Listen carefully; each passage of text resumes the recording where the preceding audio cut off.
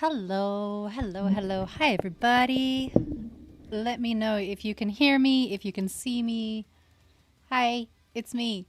Hi, I'm Heather Courage. I am a character modeler for games and films. I'm many things. I am also the founder and director of Firestorm Studios. Go check them out. There's links down below. And yeah, I'm here to make stuff. That's what I am here to do. So hi everybody, welcome to another fun and exciting Scree is streaming, God help us session. Um, I've just got back from holiday. I've been away for a few days. I went to the Krampus festival in Austria and it was absolutely incredible. It was one of the best things that I've ever done in my life. It was so good. I love a good folk festival.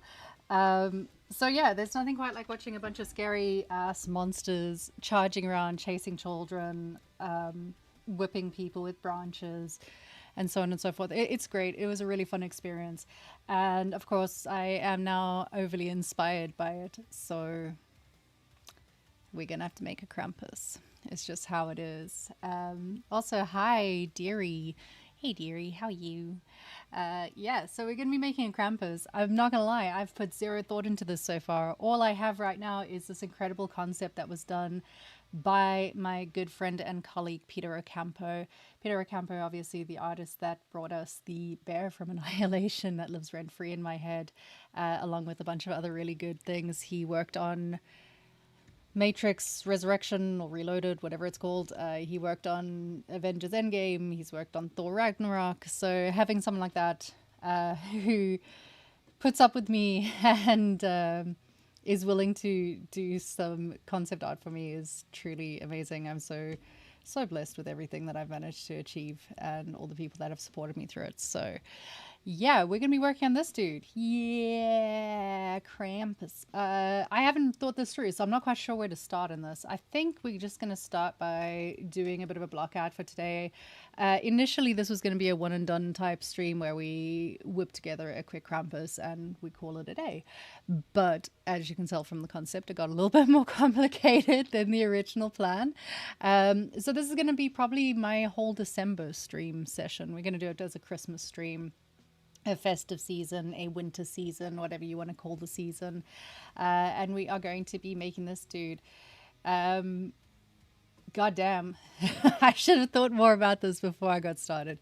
But anyway, it'll be fine. How bad can it be? So when I'm tackling a piece like this, if it's something that like may potentially, I mean, I'd love for him to end up in my portfolio. So I always kind of plan for things to go full pipeline just in case they go full pipeline. Which means that I'm not going to be sculpting him in pose. I was originally. I was going to sculpt it just straight into pose and then like we'll just poly paint him, render him, and be done. But I'm going to do him as a proper game character, which means that we are going to unfurl this dude from his current pose. We're going to put him into a T pose or an A pose so that we can properly work on him and have decent symmetry running. And then we'll run the full pipeline.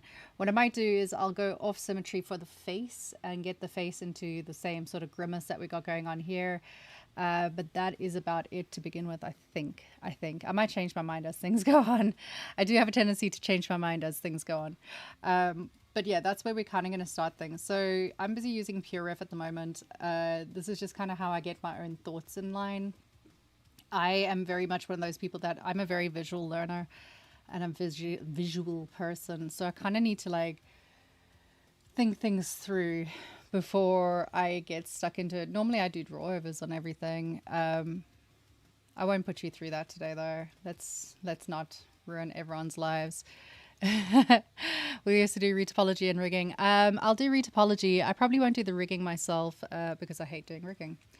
But I will do posing. So the retopology, obviously, I'm going to be doing over in like Maya or something because I find it easier. So I'll do that over on the Firestorm streams.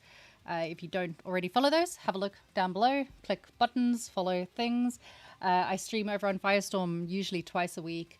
Where a lot of the stuff that I don't show on the streams here, because obviously this is ZBrush, so the stuff that I don't show on ZBrush streams gets shown over there for the rest of the pipeline, as well as other weird and wonderful projects that I'm working on. So go check that out.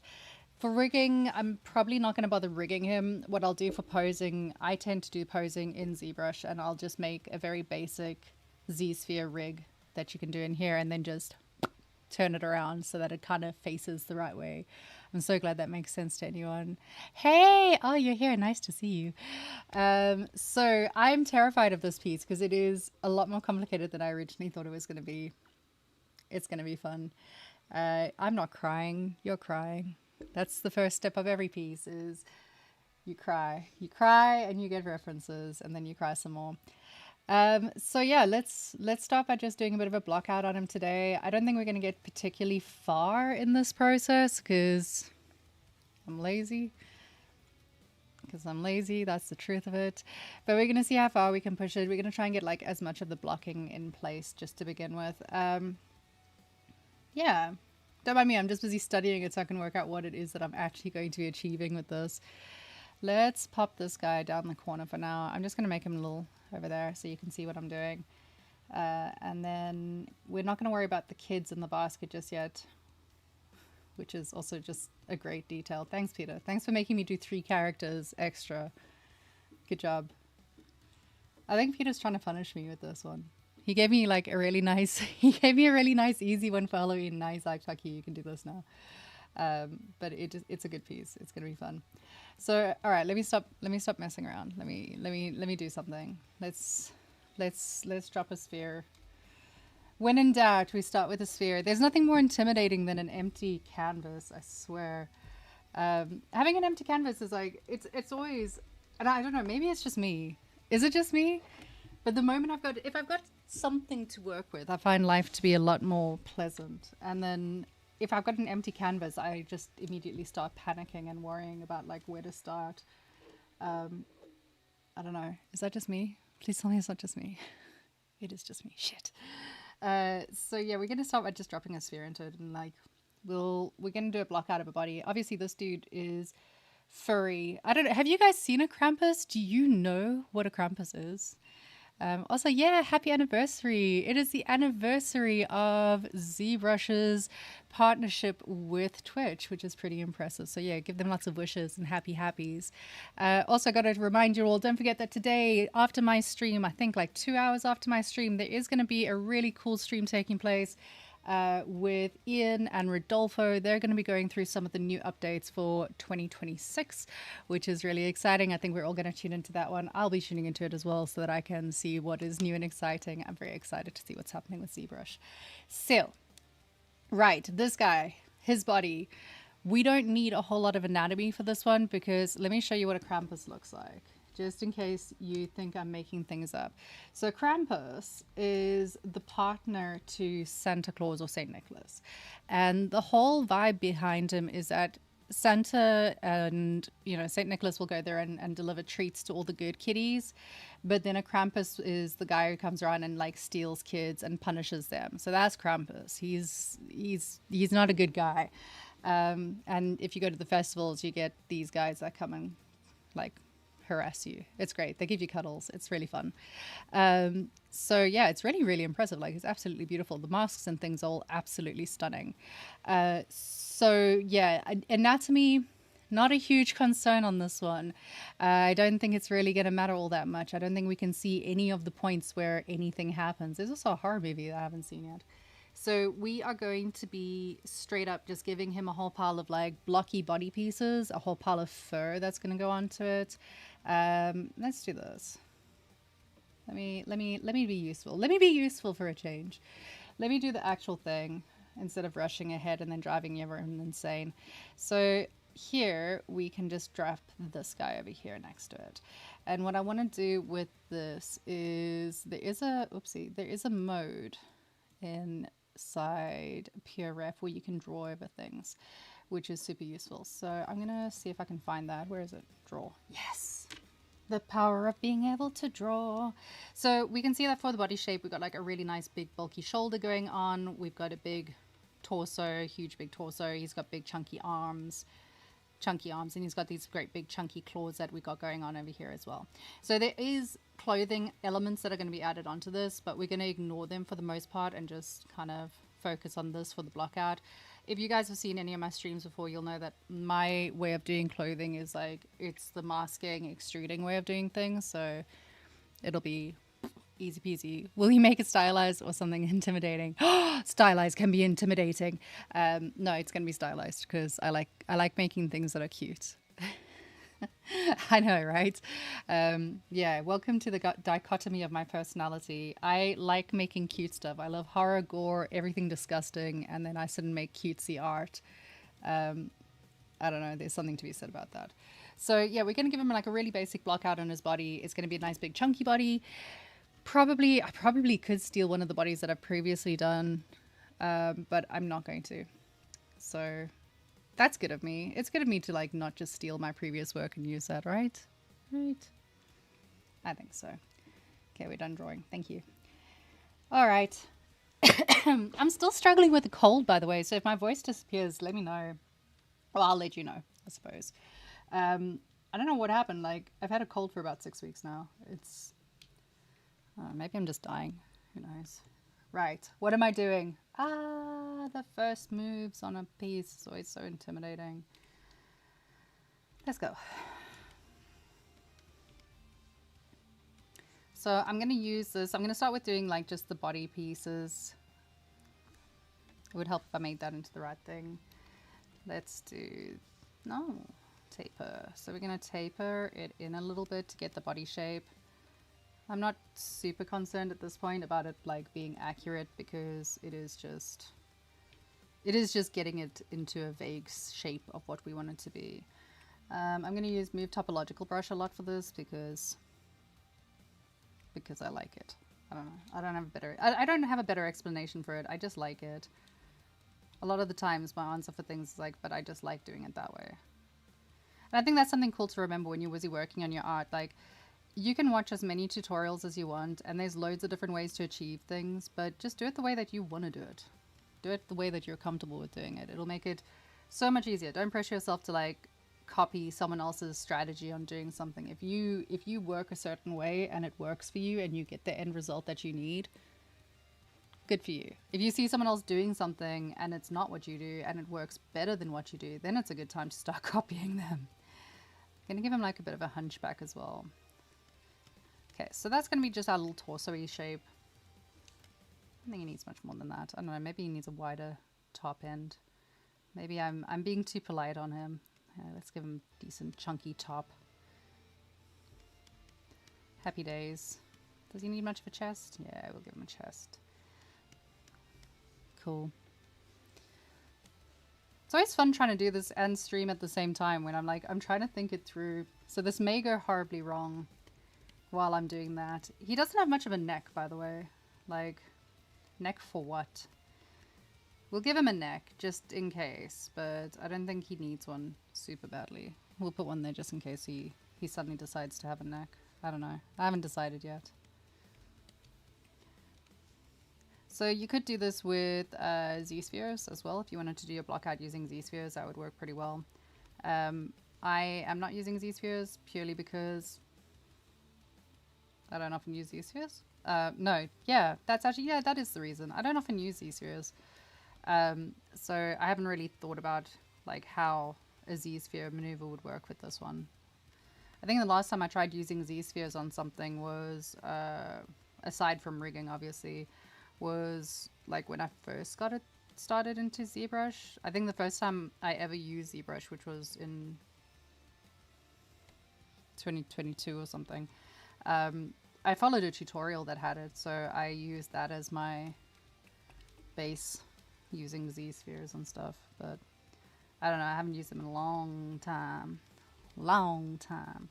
So I don't want to confuse myself on stream. I'm not gonna lie. That is the reason. A lot of the times when I choose to do something a certain way, it's because like I don't want to embarrass myself. I'm shy. I'm very shy. I'm not shy. But yeah, it's nicer. It's always nicer not to. Let me just mirror that in case I fucked it up. It would be nicer not to do something stupid on a stream, I guess.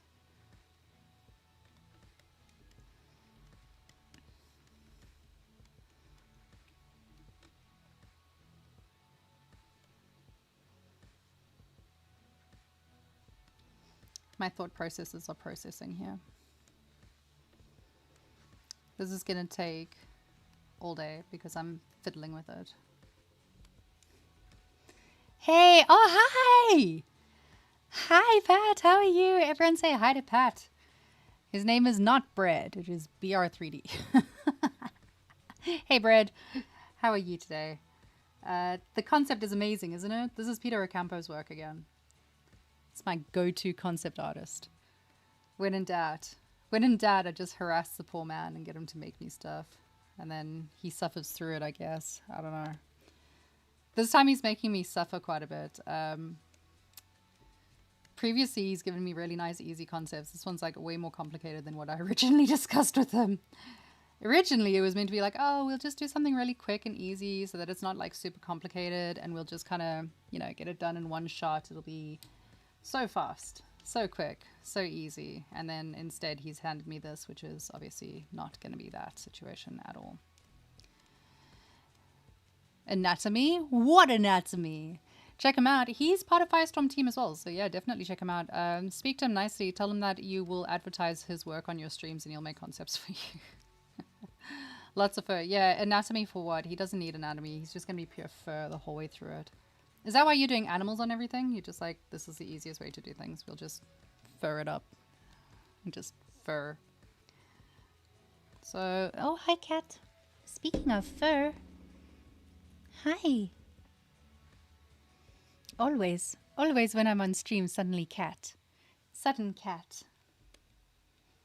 He's a good cat. So I can tell it's cold today, purely because both of my cats have decided that they really love me a lot, like more than usual. They love me, which is nice, I guess. So I'm also going to try and give it a bit of space on this so that when we are working with it, it's not going to cause too much drama down the line. Because obviously when you start doing retopology, everything comes back to haunt you and ruin your life. That's part of it, but I really get to do cool animals. Okay, fair enough. Though I didn't catch your last one this week. I saw your one the week before, though. It was so good. So good. I can't believe how fast you go from block out to like a fully fledged thing. It's incredible. You are very, very talented. Everyone should go and watch. Pat is amazing. He has his own channel, so you should go check him out there. And he also streams on Firestorm Studio, so you should check him out on that because he's brilliant and amazing and lovely and a nice guy. And also talented, like there is that side of it as well. So he's meant to have kind of... This is where we start doing the silly maneuvers to try and like explain things. It's meant to be like animalistic-y type of legs, but I mean really it's a human in a suit, so... Sorry, I'm trying to work out where the cat is. It's gone. It's gone. I don't know where the cat is. It's somewhere. We'll find it later. Here's what I made earlier. We'll find it later when the cat suddenly appears out of nowhere and like ruins my day. So look how complicated this block out is getting. It's really like... It's really good. This is high skill levels of blocking out going on. You're appreciated, never mind anything else. I don't know if you can share your links, but if you want to, you're welcome to drop a link into chat as well and just share your streams and things. I don't mind. I don't know if Maxon minds, but I don't mind. I'm a big fan of sharing the wealth and sharing the ability to do stuff as artists. Like we kind of have to support each other. At the moment, no one else is supporting us, god damn it. So if we're not supporting each other, who else is? And that's the nice thing about being an artist, is that you get this incredible community of really cool people that want to help you and want to do so. Actually, I'm not going to do this. Cancel. Yeah, a lot of nice people that want to help you do stuff and want to help support you, and it's good. It's the nicest part about this whole community. I think it's nice. Like, I think there's a lot more now, especially because there's obviously the common energy, the common enemy that is AI, where we're all kind of being nicer to each other because we are all in the same position of like threat and knowing. Could you not? Anyway, yeah, we all have the same common enemy at the moment, so everyone's kind of banding together and supporting each other a lot more, which is really nice to see. Yeah, go and do the supporting. Cat, come here. You are interrupting and making chaos. So, I have no idea what this guy's feet look like apart from like stumps with toes. And you know what? Fuck it. We're gonna go with that. Stumps with toes are now a vibe. We're gonna do stumps with toes. I wonder if I can do it this way. That kind of works actually. It's quite cute.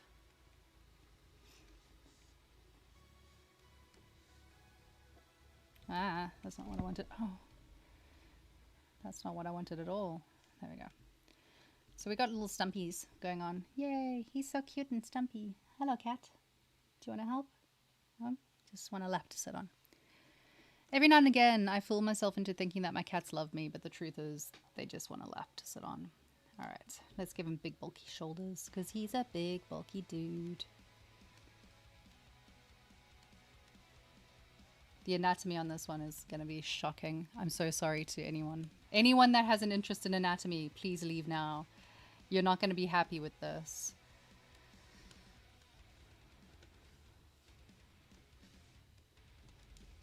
Man, and then I see other people doing their sculpts and they're so fast and I take like ages working on mine. I'm so slow compared to some people. I'm a slowpoke. I take my sweet everlasting time to get anything done. Because I'm lazy. No. It's a combination of like, I think because I'm still relatively new at sculpting and stuff like that, I'm still a baby. Or that's what I keep telling everyone as my excuse. But yeah. But yeah, like hello, you're very cute. I've only been doing this for a relatively short period of time, and which is very exciting that I get to stream. I'm very surprised that I get to stream for ZBrush. I'm very grateful. Thanks, Ian and Rodolfo, for letting me do this. But yeah, I've only been doing this for a while, so I take a lot longer to get things kind of done. It's that usual thing where people are like, well, how do you get it to go faster? Like, practicing. Practicing is how you get things to go faster. Spending time on it is how you get things to go faster. And when I hear how other people are working and how much they're working, I'm like, my God. I have a student who is incredible. They're incredibly good. They're very talented at what they do. And they are working like every day. They're sculpting a face. That's their whole thing at the moment. They want to learn facial sculpture. So every day they just practice doing a face and getting a face done, which is more than what I do. I haven't got time. It's the other problem. Like, you get all the constraints of time that come in, and yeah, less ability to do these things. Hey, hello. Stylized intimidating like arcane. Oh yeah, it could be like arcane. Some characters feel intimidating. Face mesh stuff. Yeah, exactly. So a lot of that is, it's a shape and color language that gets used, and you'll see it in all of the artsy stuff, especially your stylized stuff, because you can really mess with shapes and you can really, exaggerate certain aspects of it. So it's really simple and it's really obvious. Like, round shapes are friendly, sharp shapes are not friendly. So if you looked at Arcane, and you look at the characters, Silco he's triangular. Everything about him is triangular. His face is triangular. He's got a pointy triangular nose. Like, his body is triangular. He's got those long, slender legs. Everything about it is dangerous and intimidating. And it's really interesting. Shape language is really interesting because it taps into like really primitive ways of thinking. It's the different shapes that are scary in nature for human beings that are considered to be dangerous, and those are then interpreted through into different characters and stuff. So it's fun. It's really interesting. So yeah, you can make something that is, I've got let me show you one of my thingies that I did. A thingy. Let me show you a thingy. Hold on. Hey, Mr. Manic. How are you, my love? So if you're looking at characters, I'm just using mine because I'm lazy. Here is something where I was going for a more intimidating kind of view on him. He's still silly because he's a silly guy, but it's still slightly more intimidating than other pieces. So we've got like the sharpened cheek. He's got very angular jawline. You can see the sharp points on all the folds. All the clothing has got sharp pieces. It extends down into the general silhouette of it, where there's sharp tension on everything. Whereas if I went into something that was more friendly, trying to think, all of my characters are mean characters. What are my characters mean? She's friendly-ish. Yeah, she's friendly-ish. So you can see there's like nice soft curves and rounded shapes, and everything's quite rounder-ish, apart from the obvious. So yeah, there's nice rounded shapes which will make it look less intimidating. A lot of that also comes in when you're doing your rendering and the angles that you use for rendering. So if you set your camera angle to like look up at something, it'll look a lot more scary. Like if you take, for example, The Lion King, when Scar is up on the top of the mountain and you're looking up at Scar, he looks scary. He's a scary, scary dude. So your camera angle and your render in itself and the lighting you choose and the art styles that you choose for things will determine the feel that you're putting across for it. Not friendly. So yeah, I mean, there's another really good one. So if you look, this is the power of rendering. This is my dude, and he's creepy. He's a creepy guy, which is fine. Creepy guy. But then if you look here, this is the exact same model. This is so much more creepy. It's so much more scary. It's the exact same model, exact same textures. Nothing on it's been changed. All that's been changed is the render engine got changed out, and we switched the lighting and how it was put together. Everything else is exactly the same. There's not a single thing different in it. So the way you render stuff will severely impact and change what you're doing. A lot of the time, like I can see you can save a lot. A lot of your work can be saved with a good render, good lighting, and good textures. So, don't forget that those are also ways of fixing things. But yeah, this is a semi-stylized dude, so he's, I don't know, good example, bad example. There you go. Yay, examples. Hey, I did a thing. I was educational. It's truly amazing. Let me put this there so I can actually see what's happening in chat. She looks scary. She's not scary. She's friendly. She might be a little bit scary. Hey, Corebreaker. Hello, hello. Rendering absolutely makes a lot of difference. Yeah, it does. It really makes, it's a huge difference. Like, just the, I'm too lazy to pull it up right now, but like the difference between your renders, a lot of people, especially students when they first start out, will go,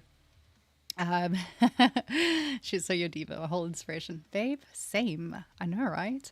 Love it. So yeah, the way you render stuff makes a huge difference. And a lot of the time you're like students and people that are new to it will try and skip out stages. So, when you're first learning and you learn to render in Arnold or I don't know, ZBrush or something, it's very intimidating. There's a lot of buttons, there's a lot of things to click, there's a lot of different things to remember. So what I find is a lot of students and newcomers will try and circumnavigate that by doing the render straight in Substance Painter, which is fine. It's a good render, you can get some, it's fine, but you don't get the right level of detail and you don't get a lot of like nice stuff. So picking your render engine makes a huge difference, and like focusing a bit of time on that. When I plan out a full piece, I will put a full week into doing the render process, because it does take time. What am I doing today? Good question. Procrastinating. What are you doing? We're doing this guy. That's what we're doing. While I'm busy chatting here, you guys can all stare at this, because there's not much to stare at here. We're just doing blockouts at the moment and getting a general shape in place for him. So right now it looks like nothing.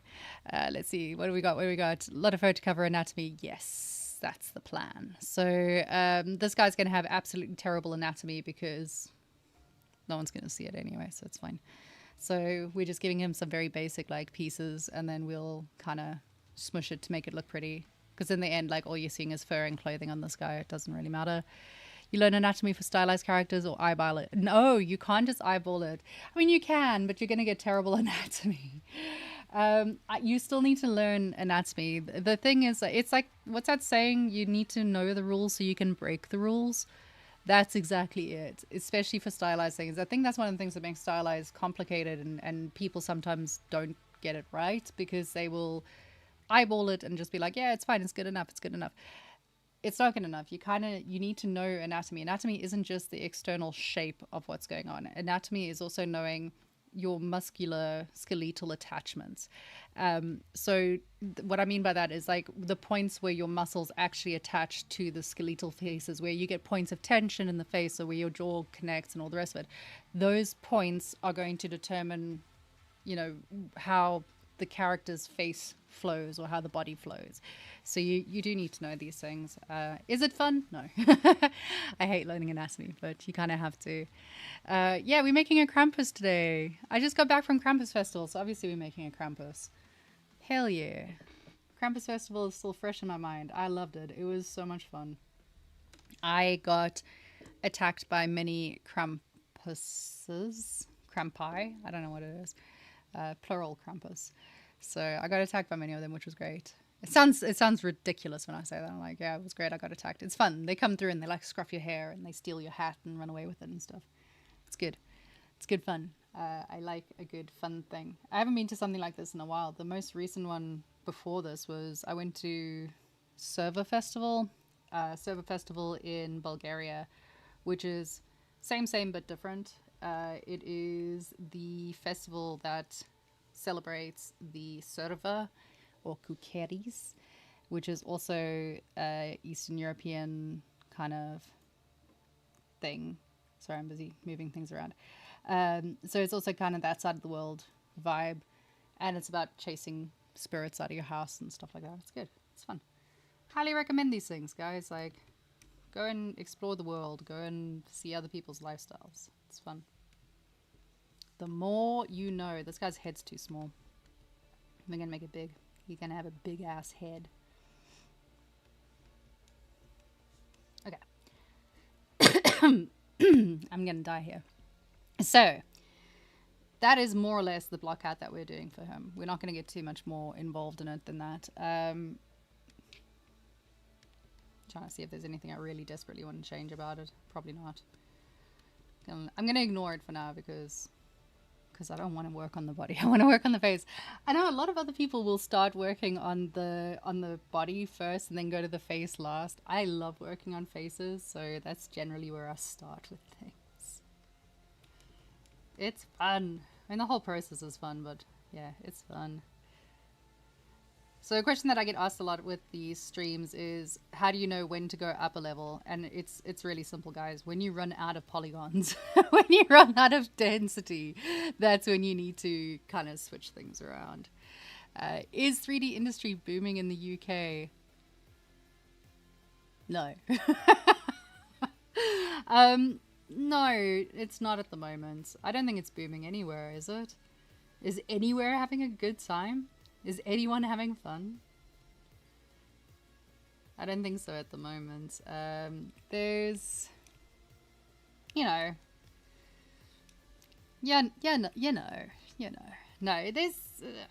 there's stuff happening. It's just not a lot of stuff happening. I'm just be messing with things while I'm kind of messing around with things. Just ignore me. Don't mind me. So I just realized that we need to do an open jaw. So you can see this is really, really good anatomy that I'm doing here. It's really good.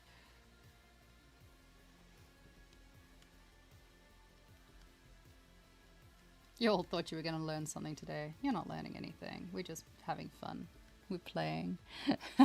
Hey, Warrior Maddie. Hi. I'm good, thanks, honey. How are you? Have you been? What you been up to? Ah, you're so sweet. You're so sweet. It's nice to see you. It's been really nice seeing like more and more of the same people coming through to these things. It makes me feel very loved and special. So thank you very much. I always appreciate having people coming to hang out. It's nice to be nice. What's everyone doing for the festive season? I know I missed Thanksgiving. So what happened for Thanksgiving, guys?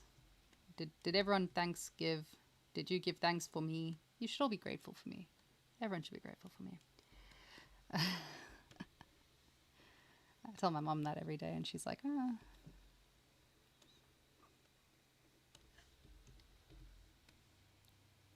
Behold, he's going to get a bottom jaw. Hey, Mike, I was thinking about you today. I'm so sorry I haven't replied to your texts. For anyone that's wondering, yes, I'm terrible at replying to text messages. If I haven't replied to text messages and you're waiting for a response, feel free to reply to me or send another one and just be like, dude, response, please. I am very bad at responding to things because I forget. Because I just do. I just forget. I forget everything. Oh, I nearly lost my pen. I forget things. I'm busy at the moment, which is a weak excuse to not reply to friends, to be honest. But I've been really busy with launching studios and ZBrush and panicking. A lot of my time is spent panicking. Like the majority of my time is spent panicking. So, you know, it's been busy. And then finally got to go on holiday, which is really nice. Highly appreciated that one. Was this, you're going to do the guy in the reference? Cool. Are you going to complete it today? Absolutely not. I absolutely am not. Today we're just going to get the block out done, and then I'll be back again next week to work on it. I'm probably going to do it over the course of December, really. I'd like to pretend that I'm going to get it done like super quick, but I'm not. Especially on stream, I find it really, really challenging to focus. The power of ADHD compels me to like talk and reply to everyone, so I get distracted really fast, and then no sculpting happens. I realized this especially today, where I was working on something this morning and it went really quick. It was super fast. I was like, oh, brilliant. This is going really, really well. And then I realized that if I'd been doing it on a stream, that definitely would not have been the case. So yeah, for now, we're just going to get like the general vibe in place for this guy. We're going to get a bit of a block out in place, and then work on it over the course of a few days. Unfortunately, I'm probably only going to get to work on it when I'm actually on stream, because I've got quite a bit of stuff for clients that I need to do, which I can't stream. Sad noises. So, how long does a full finished sculpt take normally? It depends on how much you're paying me. And I wish that was a lie, but it's the truth. If you're paying me, I work a lot faster. If I'm working on something by myself, for a client, and I know I've got a deadline, I work really quickly. If there's a deadline and I need to achieve it, then I'll achieve it. The fastest that I've had to pull work out was for a contract that I did a while back, where I was doing one character every 5 days, which I don't recommend. And by the end of it, I was not a very happy person. But you can. I mean, like, it is doable. It's doable. It's just not great. If I'm doing it for myself, like if I'm doing it on stream, it takes even longer. I'm not joking when I tell you I get twice as much work done if I'm not streaming. The moment I'm on stream, I'm distracted by what's happening. I want to hang out and chat to everyone. The cat's on my lap. Everything's nice. Like, I'm not going to focus on anything here. But yeah, if I'm actually like knuckle down and doing stuff. It also depends on like the complexity of each character. It makes it really difficult when people are like, oh, how long is a piece of string, guys? I don't know. It takes as much time as it takes. It depends on how complex the character. It depends on what the character has on it, how much clothing it's got. Like this one, initially I thought it was going to be a day's worth of sculpting, but it turns out it's going to be a whole lot more than that. So for this, I don't know. I say 4 weeks, but I'm only going to be working on it probably twice a week for about 2 hours a shot. So 8 hours, thereabouts. 5 days for a character is scary. Yeah, it wasn't great. It was fun. Do you know what? It was really fun because it pushed me and it made me like, I had to sit and really concentrate and focus on what I was doing, which is difficult for me. And, you know, really kind of get things under control, it was good. It was a good way of doing things. And it was nice to learn that like I can do that because I wasn't sure how complex were the characters. Not super complex. I think I posted them on Instagram. One of them was a character, like a little dwarf that had 3 different outfit changes. So that was that one. It was just a sculpt though, so it was fine. I'll show you later. I'll show you when I find them. I can't remember where I stored all the images. But yeah, they're not overly complex. They were just stylized little duties. Mostly it was like getting the shapes in place and then building out the the clothing and stuff like that, so it wasn't too bad. But you know, like then the Witch of the Moon, which I love to pieces, it's my favorite piece that I've done.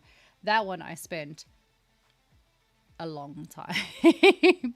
A long time, too long probably. I think I spent about 6 weeks just on the sculpting of that one, and that was sculpting not every day, but like a good 2-3 days a week sculpting on it. So it depends. It depends. It depends on how. It always depends. I hate answering those questions. Like, how long does it take? I don't know. It depends. Right. Let's do something here.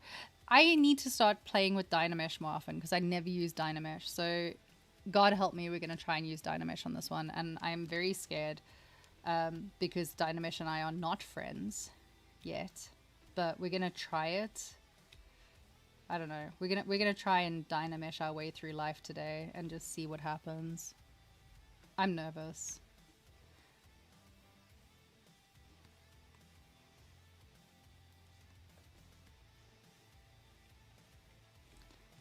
You can tell when I'm nervous because I go quiet. I'm like, oh no, what have I done? Why am I doing this to myself? I don't use Dynamesh very often, but I know that I should. It's one of those like weird things where it's like I know I should. It was never part of my my initial like work pipeline, so I never used it. Ricky Numbers, you've been working on one character for almost 3 years. Well, I started streaming for ZBrush in September, and I started doing the marionette doll then. I streamed it over the course of at least 10 sessions worth of streaming. So 10 sessions, 2 hours a shot. So probably around 20 to 30 hours on the sculpting there. And so far it's stuck in Sculpt because I got bored. I haven't finished it. I'll get back to it at some point. Why is Dynamesh your worst enemy? I'm scared of it. I don't know. Do you know what? It's one of those things that like I didn't use it a lot at all when I first started doing sculpting. I was very used to a very different way of doing sculpt, so I never really spent much time using it. And now I've only literally started using it, like, bear with me. Don't laugh at me. I only started using it about 2 months ago. So it's a new thing that I still don't love. And yeah, I'm getting there, guys. I swear I'm making peace with my enemies. I know, it's my New Year's resolution is to make peace with these things. I was thinking about doing a bit of a fun thing actually for New Year on the not on ZBrush streams, on the Firestorm Studio streams. I want to start doing a bit of a thing where we go through like ZBrush A to Z. So I know Pat's already, thanks Pat, you gave me this idea. Pat's doing the A to Z of animals. So every week he's doing like a different animal starting with a different letter of the alphabet, which is awesome. But I was thinking about doing something like the A to Z of ZBrush, where, you know, A is for alphas and what the hell is an alpha and how do you use an alpha and where to use an alpha, and kind of going through all those different things. Because I think it'll be fun to learn and show things, because there's so much. ZBrush has got so much to use in it. And there's so much that I've never even touched. I've had no time to touch it. And it would just be a really fun thing to go through, like even stuff that I do know, stuff that I do understand. Being able to go through that sort of stuff so that other people can learn it as well will be really nice. It'll be fun. We can all learn together. You know, what the hell is AccuCurve? Why do we use it? When do we use it? And so on and so forth. Most of it will be me pretending that I know what I'm doing. It'll be good. You like it? Good. Yeah, I think we'll do that. I always come up with these really great ideas of things that I want to do, and then reality settles in and I realize that I don't have time to do it. Because a lot of the time when I'm doing streams these days, I stream work that I need to be doing. So like, you know, either clients that let me stream their stuff, or I don't know, work that I'm behind on or something. I spend a lot of time doing it during the streams, which it used to be that I was doing streams because that was when I got to focus on my own stuff. Now it's just anything goes, man. Anything goes. Dynamesh is difficult to understand in the beginning. Yeah, I'm getting it, but I don't love it. It's one of those ones like I need to I know I need to sit and like spend some time learning how to use it properly, because it's not, whoa, that's not what I needed at all. It's not vibing with me. Like, it's so not, why is it so, it's so dense. It's so dense. It freaks me out so much. I'm gonna hit Siri Mesh and try and drop that down. I was very much taught to keep things as low poly as possible for as long as possible. So the moment I start seeing that number jumping, I'm like, we got to fix this. This is not it. We can't have that much. What are you talking about? I love how this looks absolutely terrible. This looks nothing like the concept. It will eventually. The joy of Uncanny Valley. The joy of being stuck in a phase where you're like, this looks nothing like what I want it to look like. It is fun and not at all traumatizing. So we're going to give him like some weird stuff. I'm going to have to open his mouth a whole lot more. This guy's like 90% mouth. Let's see if we can drop it down. And then we'll just adjust it like that a bit more. Yeah, that's better. I'm also I need to account for the fact that he's got a beard. It's the other fun thing when you're busy working on something like this, where you're like, oh wait, hold on, beards exist. Let's squish that there.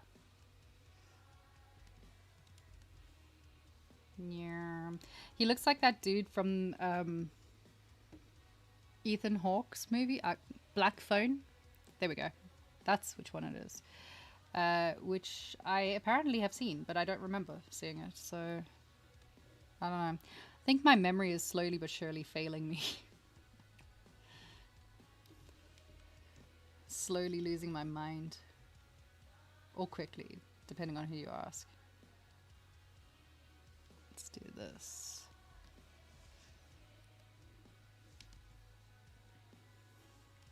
So, I am trying to convince our overlords with ZBrush Live that they desperately want to be doing a festive season stream, and another one similar to what we did with the Halloween one, where we had a bunch of us streaming all at the same time.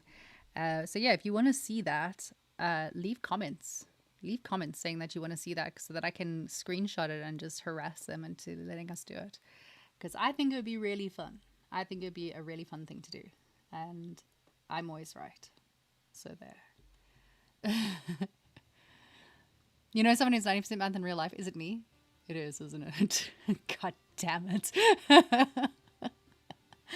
Overwatch. Oh, Overwatch is so cool. I love Overwatch. Right? People like you keep me motivated to keep the digital art aside for as long as I can. Oh, yes. You should. Do you know what? Even if you're doing it for the funsies, like, I know a lot of us, you want to earn money doing the thing that you love, and that's great, and I get that.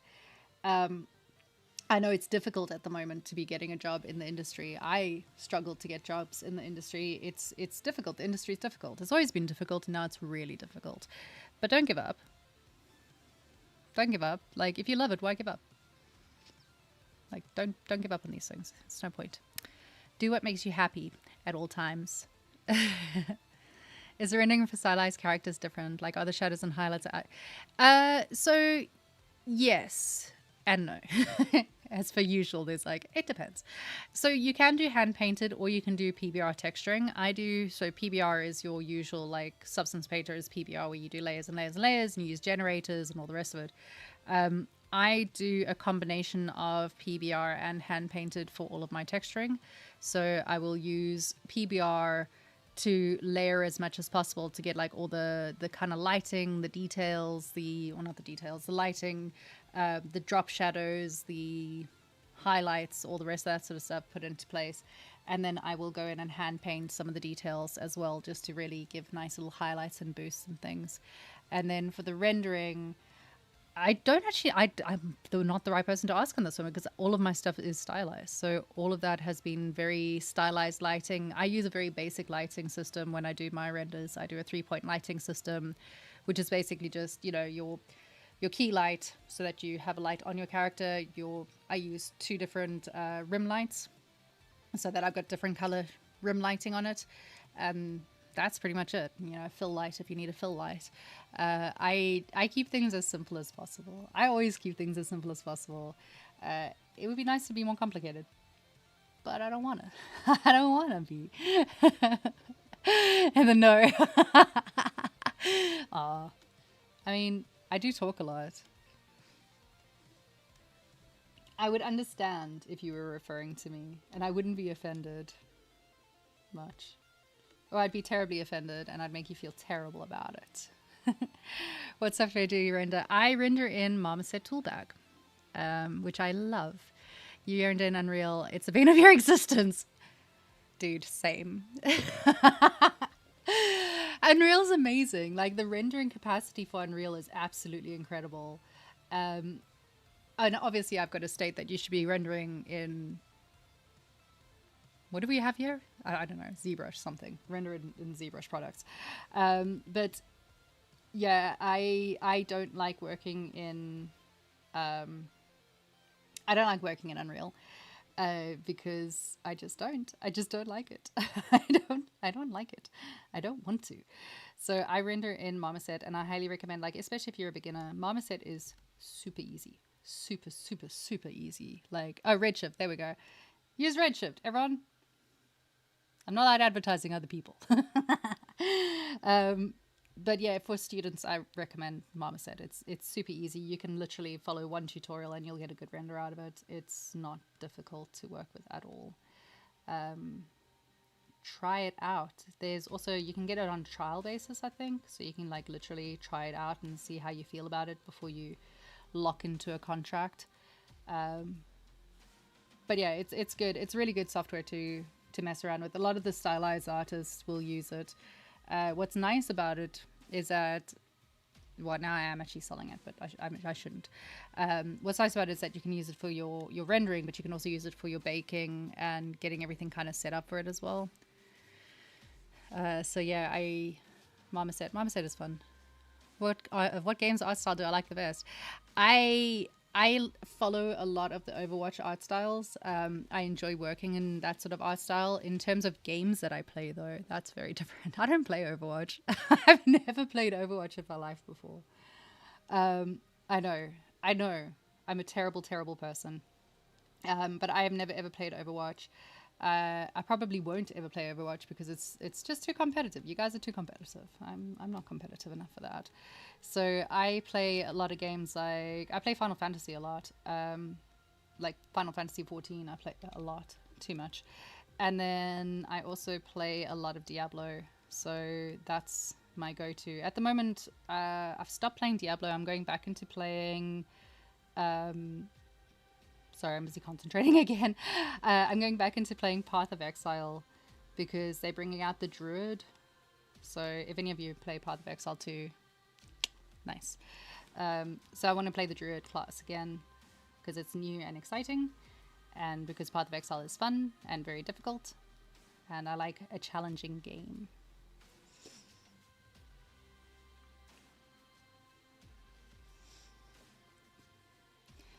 Oh no, which game did you vote for Game of the Year? I didn't vote. But I'm not surprised to see... I'm guessing... I actually haven't even seen... I literally only got back from Austria yesterday, day before. I don't know when I got back. I don't know. I didn't vote for anything, but I'm assuming that Expedition 33 won. I'm assuming.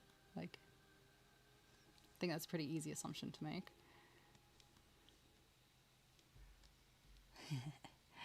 Has Marmoset Toolbag different from Redshift or Octane? If you join me over on Firestorm Studios streams, I would be more than happy to show you that in detail at any time. It's just really easy to use. It's really simple. I've done so many little like sessions of like, here's how you use it, and everyone, whenever I show students and stuff how to work in it, they're just like, oh shit, this is so much easier. I feel like this guy's face is in the wrong place. I'm gonna move this forward. We're moving things forward. He needs more jaw.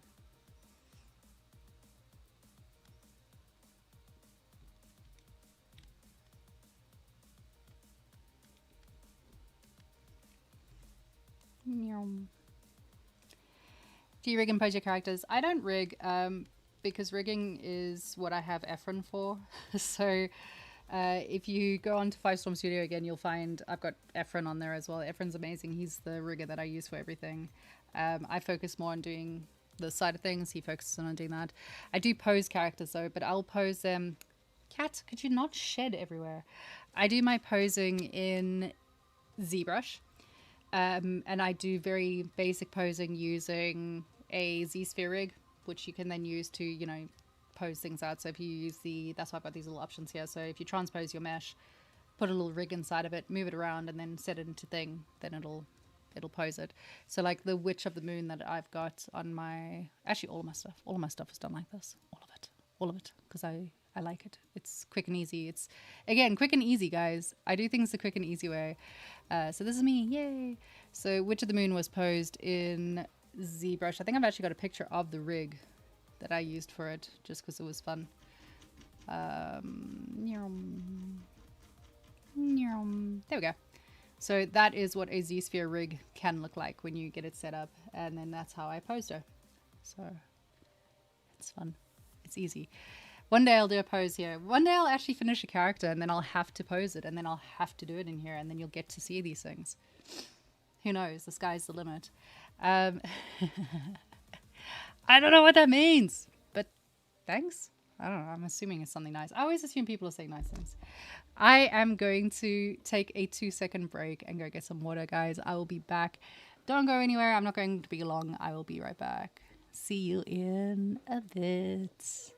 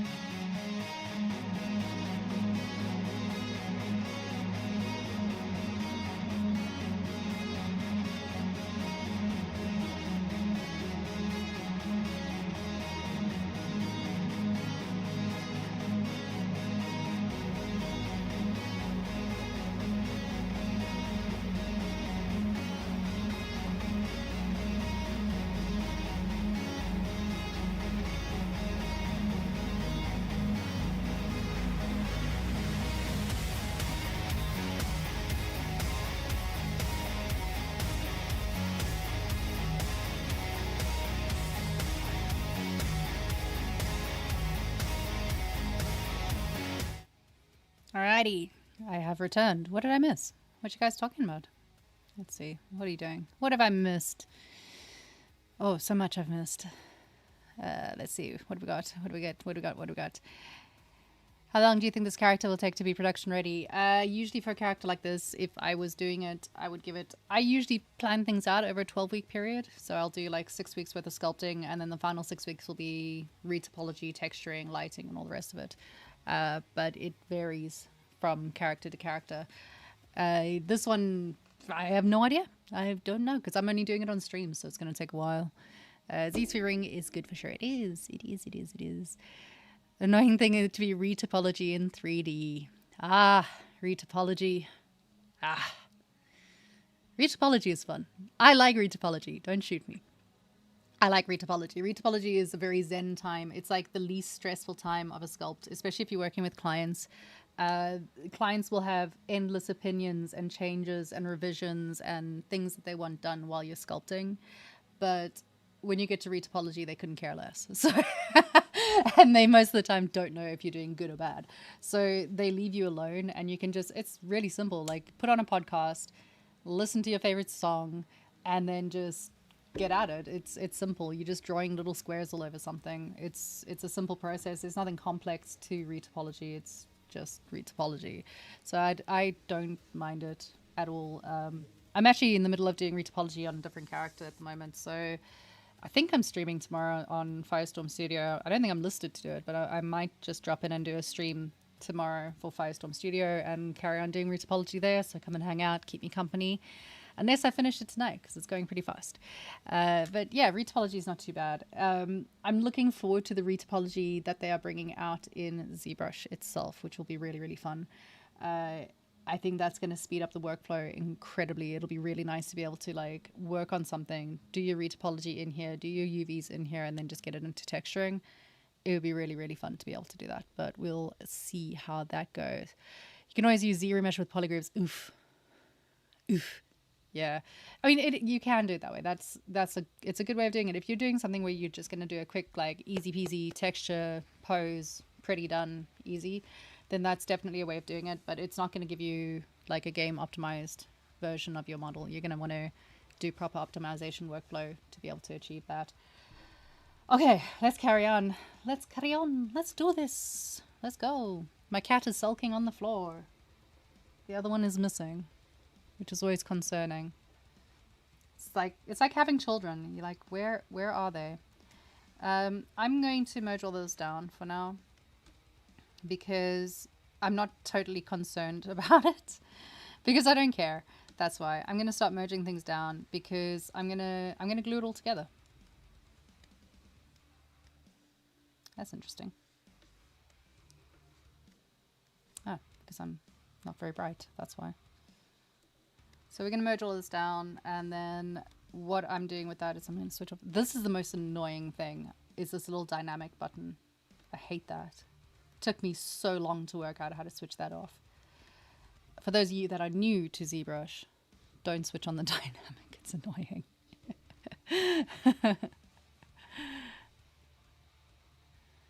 Ooh, character placement, bone movement. Yeah. It's not that bad. It's not that bad. It is a long process. Like, if it was easy, this is the thing that people kind of forget, where they go like, oh, but that part's difficult. Like, yeah, if it was easy, everyone would be doing it. You don't want everyone to be doing what you can do. Being able to do the complicated technical stuff is the stuff that gets you jobs.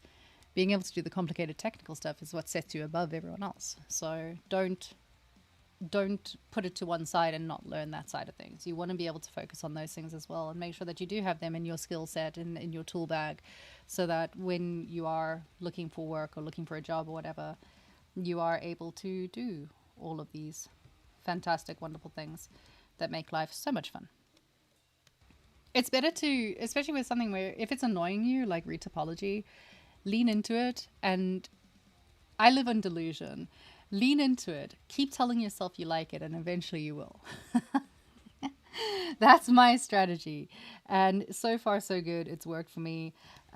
So yeah, you're welcome to try that and see if that's going to work for you. The other thing that's kind of annoying me right now is that my scale is weird, and I'm going to do a thing. So because you can see, like, sometimes when you're busy working on something, your brush size, you can see my brush size is all the way up there. Like, I've got to make a huge ass brush. So my scale is completely whack on this thing, and it's going to annoy me. So I'm just going to merge everything down for now. I can always split it out afterwards, but I'm just going to merge it down into one big thing, because I'm going to go to deformation and I'm going to say unify, which is going to drop everything to a 1-1-1 basis, which means that I can now use a brush that isn't completely insane, which is a lot easier. Yay, technology. So when you got something like this, you can do that. And if you ever find yourself in a situation like this, again, this is one of those things that, like, now that I use it a lot, it's obvious. But when you first start working, you might not know this exists. So if you've got different poly groups on an item on a mesh, you can always use Control and Shift. And if your circle, you see your little circle thingy, if it goes white, you click on that and it's going to separate it out. And then you've got it hidden. So once you've got it hidden, you can then split your hidden points. Be aware though, so I'm going to split that. Be aware that if you were to, say, have it on that. So if you have it on transpose and you control, shift, and click, all it's going to do is mask those pieces, which is not necessarily what you want to be doing. So just something to think about, I guess. Think about these things later. But yeah, that's something that it took me way too long to realize that that was an option. I did not know that. So also, if you're working with it, like what I just did there, so if you select that one so that you can see that, if you then just holding down those two buttons and then drag on the side, it's going to pop it to show you what was hidden, and it'll hide the other piece. And then you can just tap on the same piece and it'll hide that piece as well. So now if I switch between them, you can see like that, and then just split hidden. Eee, magical. I always feel weird when I'm explaining stuff because I'm always convinced that everyone knows more than me. So when I try and explain something, I feel like I'm preaching to people that already understand like everything, and they're just like, "Yeah, we know. Why are you telling us this?" But I suppose there's some people that don't know. You realize sculpting was the easier part? No, not at all. No. Read topology is easy. Sculpting's a difficult bit. Sculpting's the, like, it's laying your foundations. Your foundations are the part that matters the most. It's so important to get your sculpt right, otherwise everything else goes wrong. So, I mean, yes and no, I suppose. I think it's also just like personal opinion, you know? Different people are more skilled or more practiced at different things, and they find things to be easier or harder. I didn't have a lot of artistic background apart from like basic art schools and stuff like that. So for me, sculpting is still more difficult than doing something where it's just mathematical. Like, it just makes sense.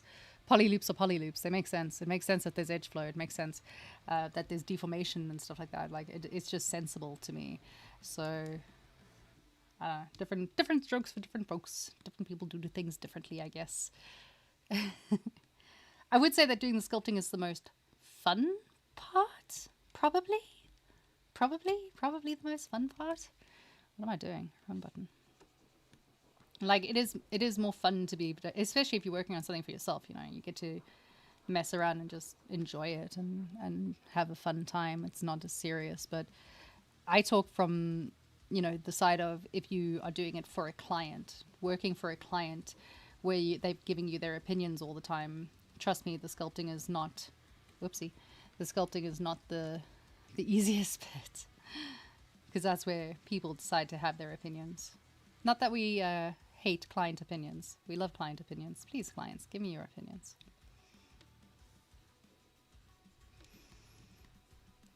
For some reason, I'm giving this guy a waist like he's a girl.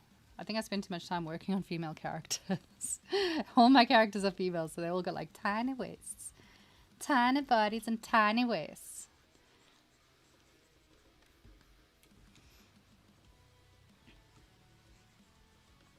So you can see I'm giving absolutely no attention to any anatomy of any sort, because we don't need it. We just don't need it. So he's just getting what he gets. Sculpting a character that matches the reference face is the hardest and most time-consuming part. Yeah, exactly. Clay strip brush is so satisfying. It is! It's nice. We love a good clay build-up. Yeah, we're just plugging them together and making it into one piece. Eventually we'll just, you know, use that as our base for doing stuff. Why am I doing that?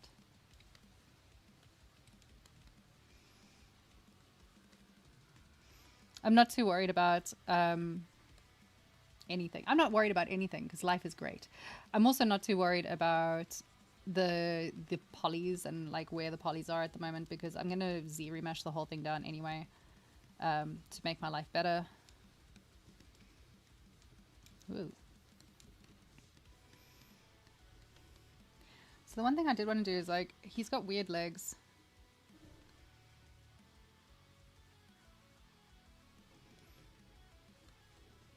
Just give him.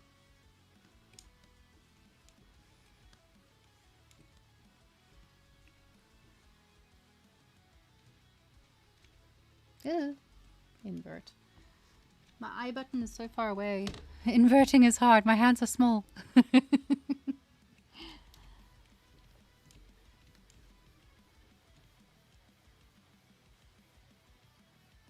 He's got weird legs. He's got like short, stumpy bits here, but they need to be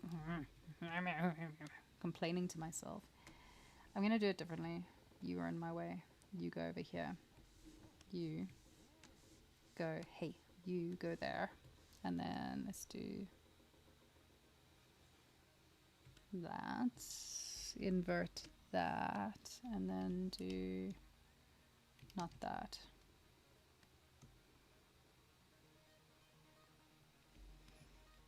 Thinking.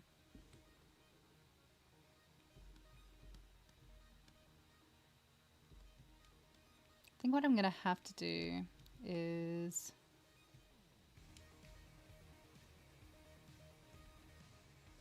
bend these a bit more so that I can actually see where I'm going with it.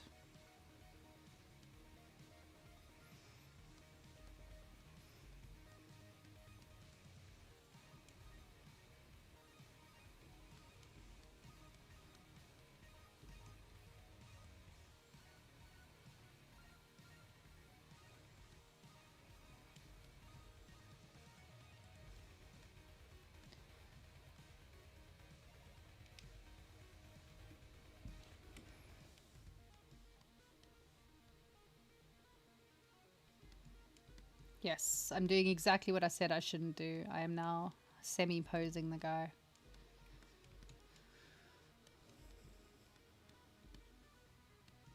There is a logical reason for it, I swear.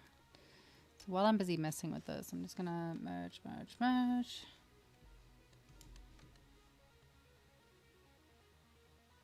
Yay. Now we've got it slightly better. Now it sort of makes sense. Sort of makes sense. Not entirely, but sort of. Right. How's everyone doing out there? You guys okay? Everyone all right?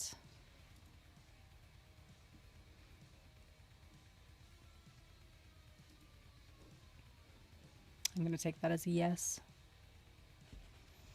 Okay. So we've got a basic shape on this guy, which is cool. I do want to kind of flesh out his leggies though, because there's going to be a pain to work on those. So I'm gonna do, whoopsie, helps if I'm on the right thing. So I'm gonna do this, and then do that, and then do this. No, I'm not. You there, you there, you there. The reason being, like, I just need to give it enough space so that when I start fluffing it out, it's not next to each other. Have you heard about Mari? I know Mari. I've never used it, actually. So Mari is used for, a lot of the time it's used for your film-based stuff and animation. I focus my art more on games, was what I originally trained to do. So we focused on that. But yeah, you know, Mari's there. It exists. I've never used it, but it exists. It's used for Udemy workflows more than anything else. I don't use Udemy workflows because I work in games mostly. Well, I tried to work in games mostly, but then I ended up doing film more than games, to be honest. But originally I studied for games. I don't know why I didn't end up working in games.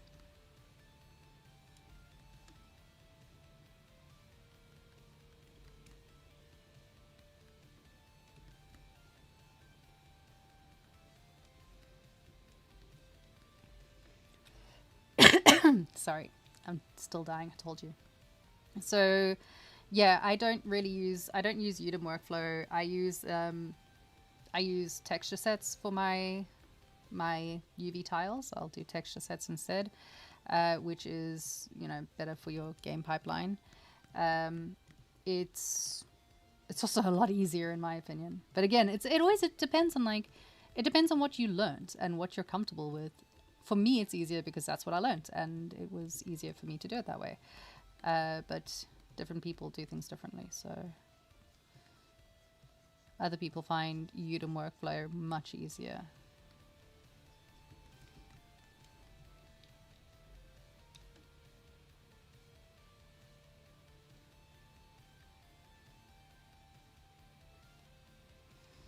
He's a sausage at the moment. Poor dude.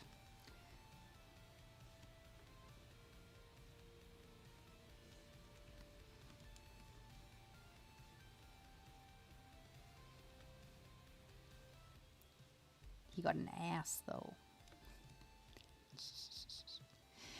Have you heard about 3D coat? Yes.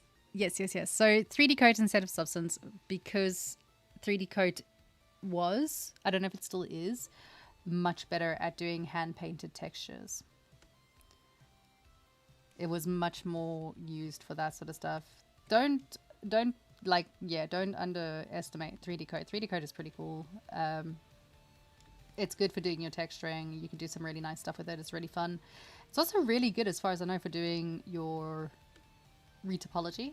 I've never tried it, but I've heard that it's really good for that. This guy's getting weirder and weirder as the day's progressing. It's good.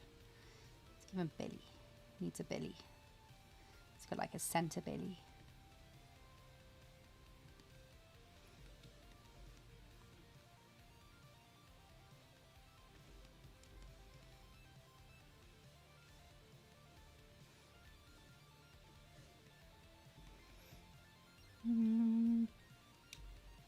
Still think we can go like bigger and wider on this.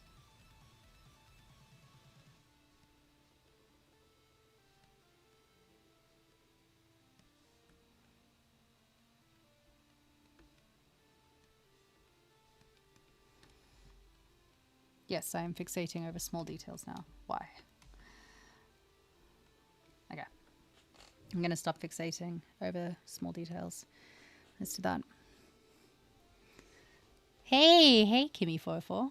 It's like a challenging one today. Always. Daily.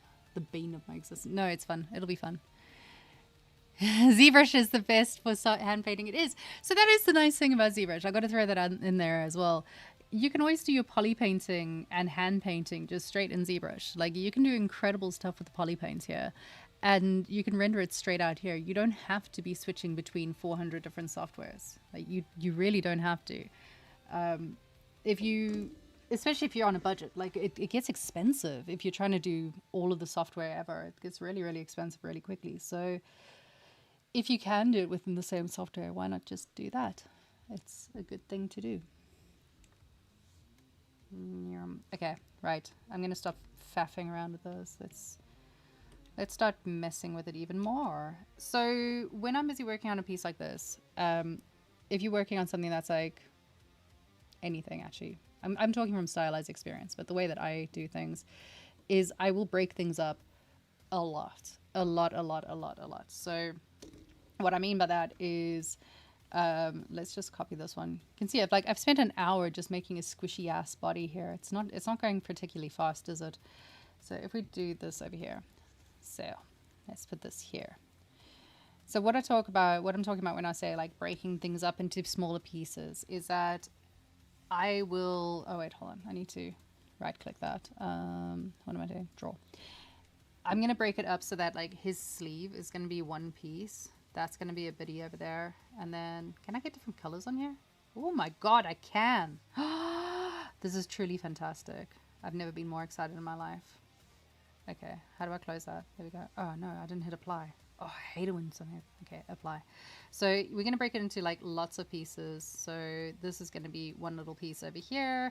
His sleeve is going to be one piece over there. We're going to have these as their own little bitties. My drawing is very good. You can tell I'm a 2D artist, can't you? Not even close to a 2D artist. I wish I was a 2D artist. So that'll be its own little piece over there. And then even that, like I'm going to break it down even further. So each of the hairs, each clump of hair is going to be its own clump, which is going to help with the overall look for it later. It's going to make things even more difficult when it comes to retopology, but it'll be worth it for the ambient occlusion that we're going to get out of the situation. And I often do these drawovers on it because it helps me remember. I have very short attention span and a very bad memory. So it helps me kind of see all the different pieces by just kind of tracing them out and seeing where I need things to be and what's a part of what. Because otherwise it gets really complicated really quickly when you're working with a piece, especially something like this where it's like there's a lot of pieces on this guy. He's got a lot. There's a lot going on here. So I want to be able to kind of work out what's what and where it belongs before I start working out the different pieces. and kind of creating them. So we'll do something like that. So that's, oopsie. So we got leggy bits over here, which is fine.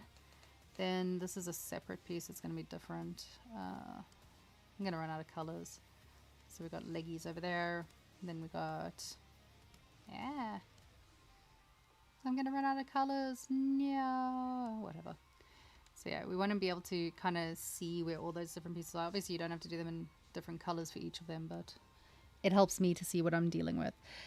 So we've got that is the general look. Those are all the different pieces that are happening. Obviously, they duplicated across on the other side. I do the same thing when I'm working with hair as well, because with hair, it's like one of the first stages when you're working with hair is, hold on, I'm gonna, welcome to how I work out a project. Let's do this, paste this over here as well. So when I'm working on hair, you kind of want to work on, you know, your 3 different levels of things, your primary, secondary, tertiary. And for hair, you want to, can I right click on this? Nope. You want to be able to break that down so you can see what you are working with. So if we were to, where is it? Draw. So if we were busy looking at just the beard, for example. So if you have a look at the shape of the beard, you got these amazing clumps that are coming out of it, and you want to be able to, when you're doing like for like works, you're going to want to make sure that you're following those shapes. So those are going to be the individual clusters that get broken down into the actual shape of it. Then we've also got this piece that's hanging down here. I think that's a separate piece at the top as well, but never mind. We'll do that. There's a separate bit here. This just kind of helps me. I don't know why. Like, I know other people don't do this, but it helps me break down what is happening in my own mind so that I can then work out what part of it is going on and what I need to work on next in terms of the pipeline. So we can do something like that.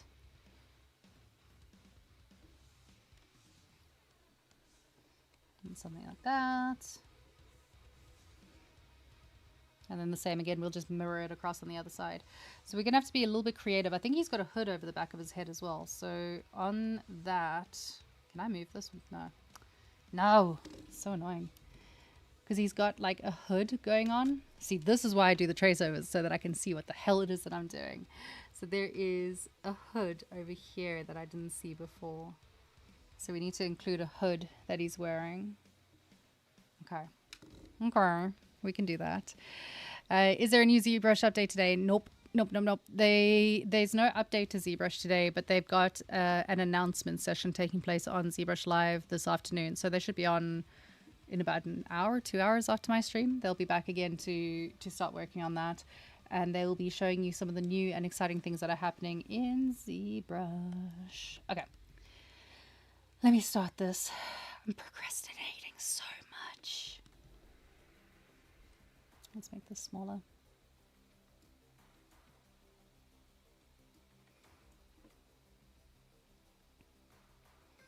I'm trying to work out which piece to start with. I'm going to start with the mid area. Let's start with the mid. So if we start over here, we're going to have, let's assume that.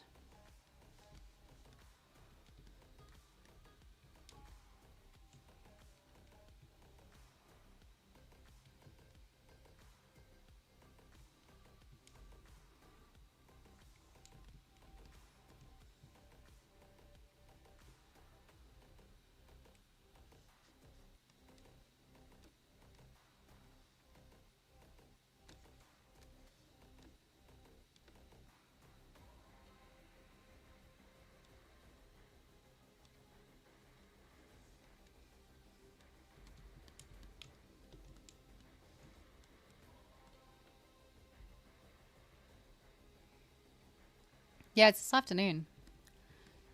They'll be on later. Bastards are stealing my streaming day. How dare they? So rude. They seem to keep doing it on a Wednesday as well. I'm going to have to change my day or something. Oh, I got a question. Do clothes and animations have a rig? Yes. And are animated, or are they simulated? Either or, both. Either or. Hair 2 simulated or rigged. Either or. It depends on the type of animation that they're doing. It could be one way or the other way. Or both. Why not both?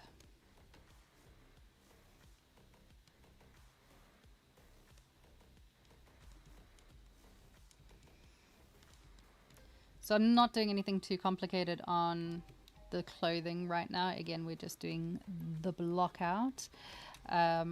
I'm just going to extrude the basic pieces so I can kind of see what we're working with and where we're working with things, and then it'll make my life easier later on, hopefully.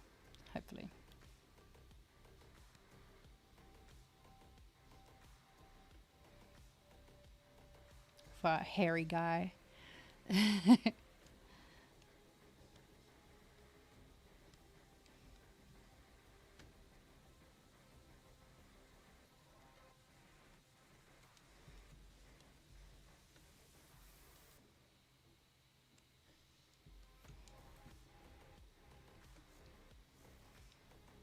Thinking.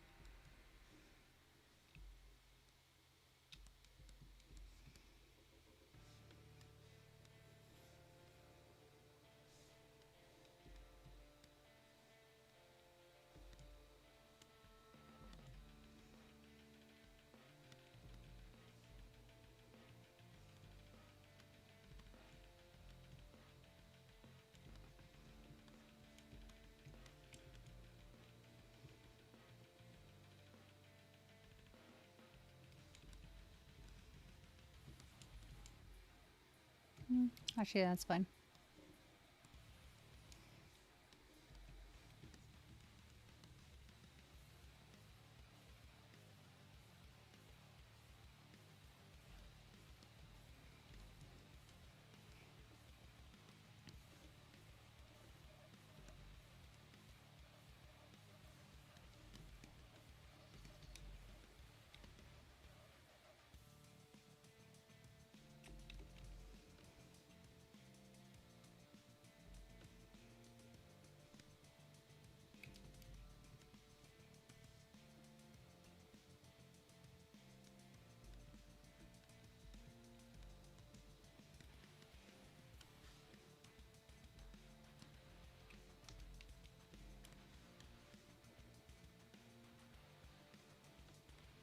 Mm.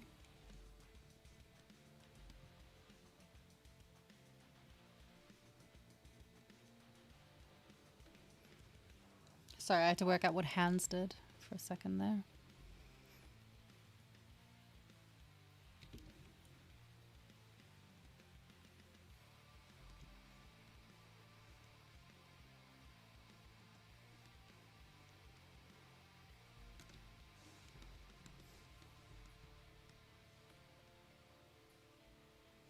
Don't suppose I can avoid doing hands for any longer. It's gonna have to have something in there.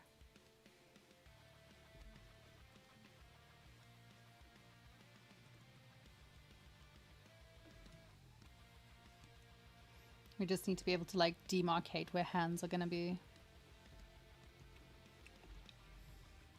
Yeah.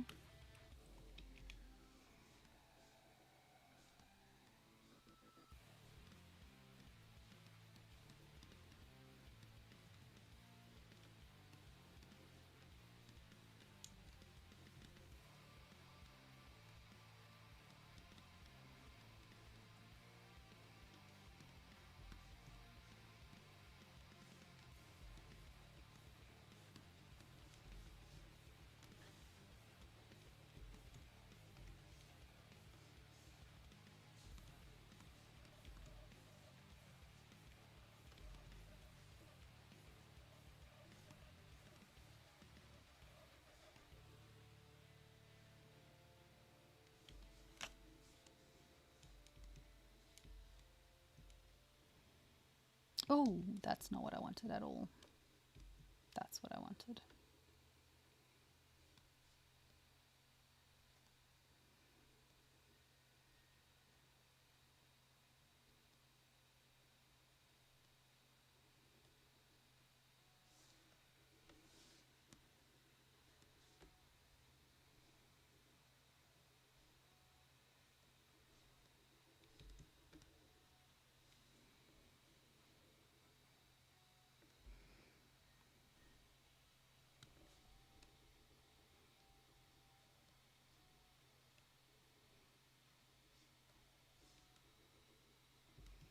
He's getting massive fingers.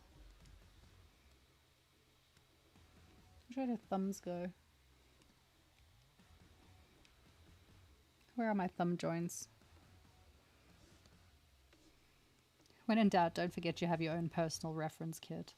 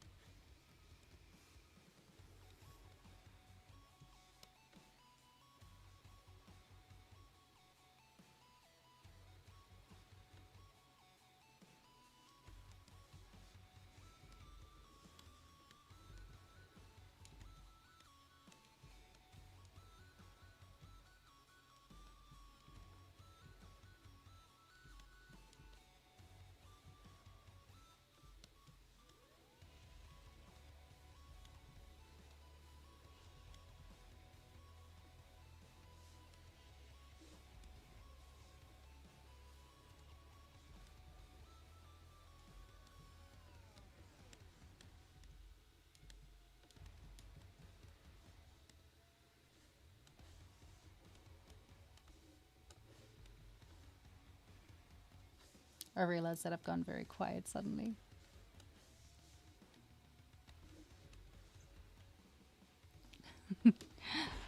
Right, guys. I'm still here. Hit me with questions. Ask things. Now is the time. Don't be shy. I don't bite.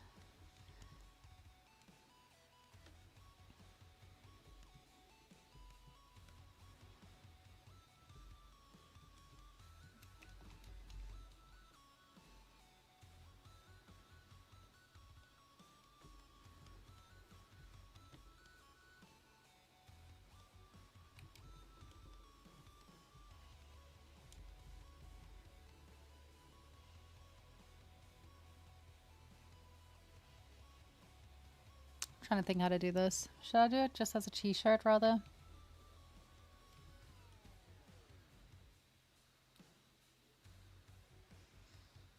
Actually, I think it's meant to look really different, but we're going to leave it alone for now. Leave it there. Leave that alone. Stop fiddling with it. Then I'm going to mask out. So this is going to end up being fur mostly, but we're going to mask it out as if it's trousers just because it's easier. That's not what I meant to do at all. You there. I'm going to give it a little bit of extra space.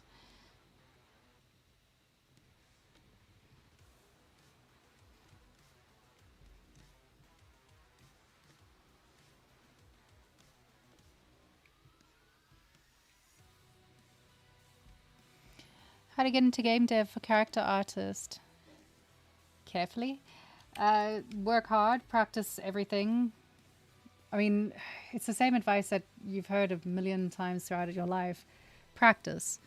Practice, practice, practice, practice as much as you can. Follow other people, get involved in all the networks, get involved in Discord, hang out in all the different channels, talk to as many people as possible. I guarantee that the easiest way to get into game development work is through your connections and through your network than by just, applying for jobs. If you apply to jobs, you are one of, at the moment, like 500 other people that have applied for the job. So you've got to, really, really outshine everyone. But if you have a really good network base to work with, people will recommend you for the jobs. They'll know you, they'll know your work, they'll know your reputation. And from there, you'll be able to pick up more and more work. My entire career within this world has been reputation based. It's just been based by having a good reputation, by people knowing who I am, by making good connections and really, looking after those connections that I make. And yeah, that's how I've done it for the most part. It's a tricky industry. It's still a tricky industry, but you can get in there. Like, don't lose faith. I know at the moment it's something at the moment because there's so much going on and it can be a little bit desponding, but it will pick up, things will get better, and you will get your shot. You just have to outlast everyone else, which is easier said than done. You're still online. I'm still here. I've got another, 20 minutes and then I'll head out. But I'm still here. So yeah, it's been a really good stream so far. We have got some stuff done. Not all of it, but we've got some stuff, which is good. We're going to carry on with this next week. We'll get some more of it done. Oopsie, I should not have done that. That was a mistake. Let's crease all the polygroups. We'll get back into it next week. I'm going to carry on working on this guy slowly but surely through the month of December. So I stream once a week over here, and I also stream over on Firestorm Studio. I don't know if I'm going to be doing this on the Firestorm Studio streams. I might be working a little bit on retopology and texturing there. Especially if I'm on there tomorrow, it'll be texturing and retopology work. But I'd like to get this guy done in time for Christmas because he is a Christmas themed guy. So it'd be nice to get the sculpt ready for that.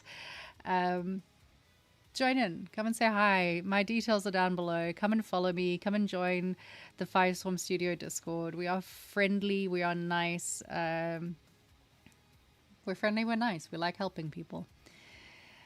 How long you took to learn sculpting? I'm still learning sculpting. I still don't think I know what I'm doing. I am still making it up as I go along. So I've been doing CG work. I started in CG in 2021 was when I first discovered that CG even existed, thanks to the pandemic. So prior to this, I used to work as an operations manager and a chef and things. And then I got pandemicked. Then I found out that CG existed and that I could do this. So I started doing this. In 2021, I opened Maya for the first time and cried. In 2022, I signed up for CG Spectrum school, online school. So I studied there for 2 years. I worked under an incredible artist, Anna Beganskaya. You will find her on ArtStation. You'll also find her streaming on this channel. She streams here as well. So I got taught by her, and then I graduated in 2024. During that time, did I graduate? Yeah, I think it was 2024 that I graduated. During that time, I started picking up freelance work, students, teaching people, getting involved in things, getting involved in different projects. I worked on a few films, worked on a few games, and then in 2025, I decided that I wanted to open my own studio. So I opened a studio, which is Firestorm Studio, and it's been going really, really well, which is nice. And then I also decided that I wanted to be a streamer for ZBrush, so I started doing that. I decided I wanted to be a Women in Games ambassador, so I started doing that as well. Yeah, I like doing a lot of different things at the same time. So I like to keep busy, guys. I like keeping busy. So I did all of those things. Oh, this is a fun one. For anyone that's new to this, if you work on this side and you want to try and like mirror and weld things, you can. Oh, you can. That's new. Normally it doesn't let you. You see, I'm still learning. I am a baby. Yeah, I've only been doing this for like three years in total that I've been working in ZBrush. I started streaming with ZBrush in September this year, which is terrifying. I love it. It's really fun, but it is really, really scary. So that's been really good for me. I'm trying to think, like, do I need to mask this out? I could just sculpt it straight onto his legs. Decisions. I'm going to do it this way. I'm going to stick with the way that I'm doing it. I might change my mind later on and then change it, but we'll see. But yeah, so that's how long. I think like you're always learning sculpting. It's, you know, any art, you're continuously learning. There's new stuff coming out every single day, literally every single day. ZBrush is constantly updating. It's constantly bringing out new stuff. I think especially at the moment, we've seen so many new exciting things coming out of ZBrush for 2026. I think that 2025, 2026 are big years for ZBrush. Like there's some incredible stuff that they're bringing out. So it's a continuous process. It really, really is just a continuous learning process. You can't assume that you know what you're doing. I don't know what I'm doing. There's always room to learn more and more and more and more and more and more. It's nice. It's a nice thing about working with art is that it is a constant learning process. I think that's what I like about it so much. Like, I like that I get to constantly have to be challenging myself and upgrading my knowledge and upgrading my skill set to be able to keep track of what everyone else is doing. Because if you don't work as hard as everyone else, you know, you're going to fall behind everything.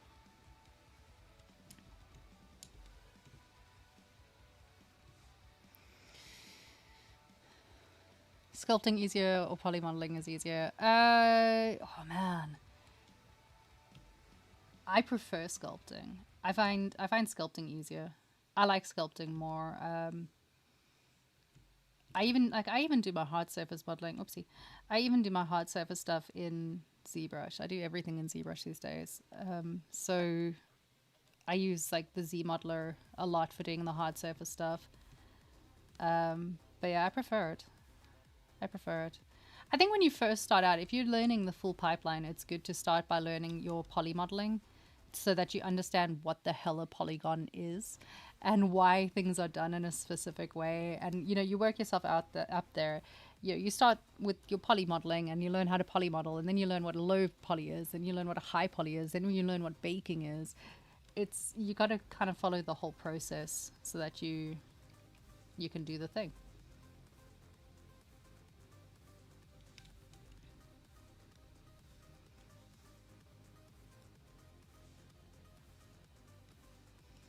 I just realized that I did that wrong. I want it to be like that.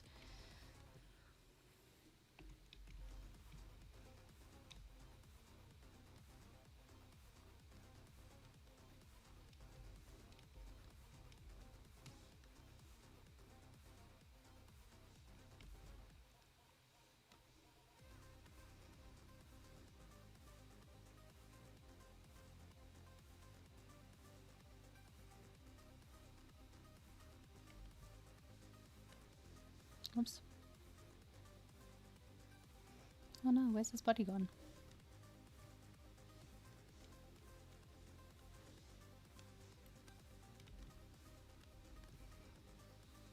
You looking for a good teacher?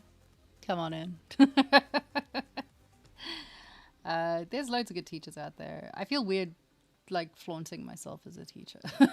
always feel awkward. I'm like, yeah, I take students. So I do take students. I take students on a one-to-one basis to teach whatever it is that they want to know, whether it's like modeling or rendering or sculpting or props or games or characters or whatever. So yeah, I do character stuff and peoples and things. Your headphone is cute. Thanks. I'm an adult. Of course I'm an adult. I have a kitty ear headphone. It makes me very grown up. Just trying to think what I need to do next on this. I think I'm going to actually leave it here for now just because it's a pretty good place to kind of start slowing down and getting stuck into like bigger details and stuff next time. I think I just fucked something up, but we'll check in a second.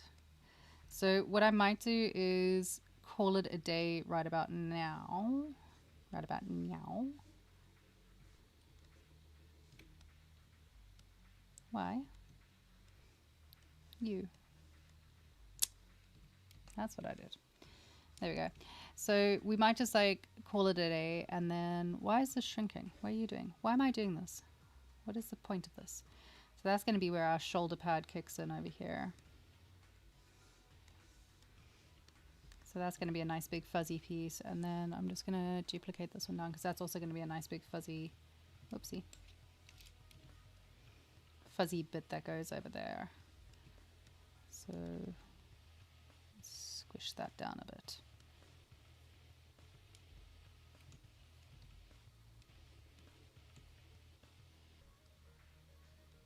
Let's do that. So that's going to be a big furry bit that goes over there. And then we're also going to have, he's got like a furry sash that runs over him. So I'm going to be lazy. I'm going to be lazy and I'm going to just extrude that out of here probably. When is my next stream? My next stream is probably tomorrow over on Firestorm Studio. So I am going to be, yeah, Firestorm Studio. I've got to look it up. Hold on. Firestorm Studio on Twitch. I'll be streaming there tomorrow at about the same time. I hope. Fingers crossed I'll be there. I've just come back from leave, so everything's a little bit chaotic at the moment, but we're getting there. We're getting things back in touch, I swear. This poor dude has like gotten nowhere today, but believe it or not, that's a fairly good start for a blockout. We have the start of a dude. It looks nothing like what the concept looks like. But it will eventually. You always got to get through this really awkward phase of like getting it to look right. I'm running out of things. My brain stopped working, which means it's time to stop a stream. Guys, it has been amazing getting to hang out with everyone. Thank you so much for being here. Do I do 3D full time? I do 3D full time. I am a studio owner, so I own a studio full of incredible artists that I get to lead and direct. So I do 3D stuff. I do management stuff. I do everything. But I do, yeah, I literally do everything. I do 3D work for clients for games and films. I run a studio. I do talks. I do streams. I do everything because I like doing everything. So you can find me all over the goddamn internet, much to my mother's absolute heart failure. I am everywhere on the internet. Have a look at down below. You'll find all my links. Come and follow me. Come and say hi. Join our studio Discord server. Hold on, let me grab you a link for that, actually. I'll send a link over here for you to join. You are so welcome to come and say hi. We are a lovely, friendly bunch of people who like to help out and generally just be nice to each other and chat about things. It's a really cute group of people that we got there at the moment. So come on in. Come and say hi. There's a link. Come and accept us.